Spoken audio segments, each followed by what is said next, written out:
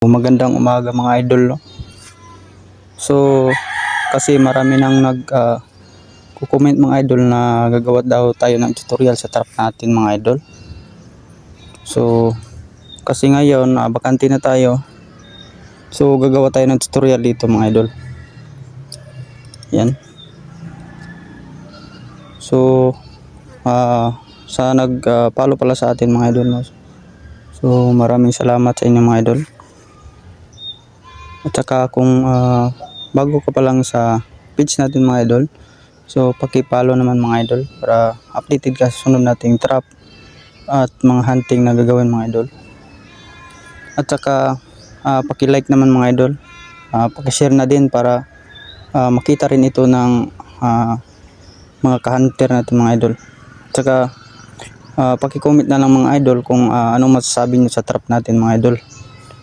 At kung may mali man kayong nagawa sa trap natin mga idol, so i-comment nyo lang dito sa mismong video mga idol para makita natin mga idol kung ano ang mali sa pagkagawa ninyo mga idol. So paalala lang din mga idol, no, na pag makahuli tayo ng alimokon mga idol, so wag naman natin katayin mga idol kasi malaki ang papel nila sa gubat mga idol. So yan lang muna mga idol, no. So ito na, maggawa na tayo ng tutorial mga idol. So tire wire yan mga idol, so ipasok nyo sa butas ng kahoy mga idol. Ito naman ang sabitan ng silo mga idol, yung tire wire na yan.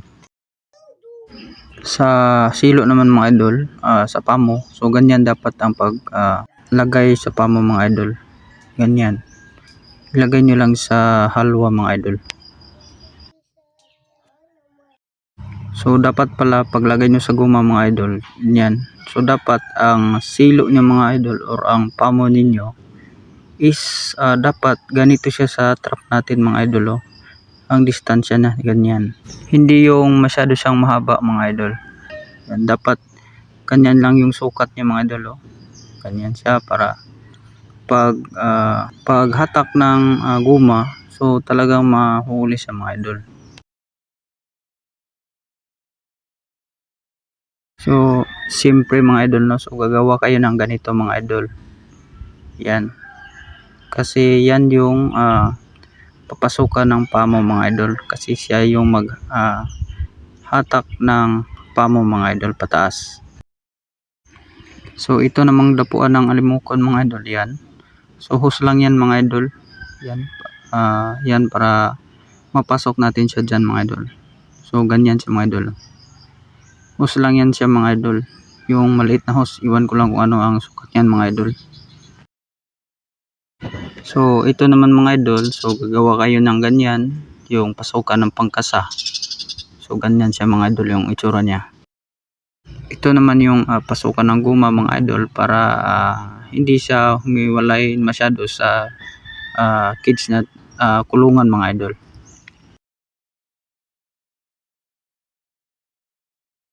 So ganyan siya mga idol, oh. Sa yung pasukan ng guma mga idol.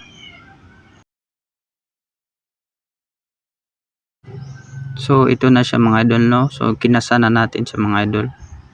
So ganito lang din paggawa sa kabila mga idol. So ganyan siya mga idol yung pag sit up niya, oh. Yan, pinasok natin sa doon sa tire wire mga idol, yan yung pamo. Ganyan siya, pasok natin dyan.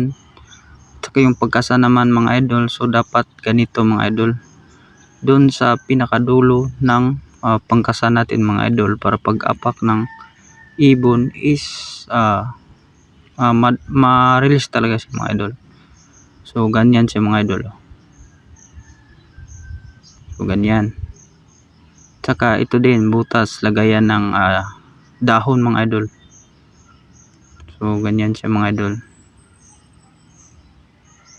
So pareha lang ng paggawa doon sa kabila mga idol. So dapat ganito din mga idol. Yan. So try natin mga idol.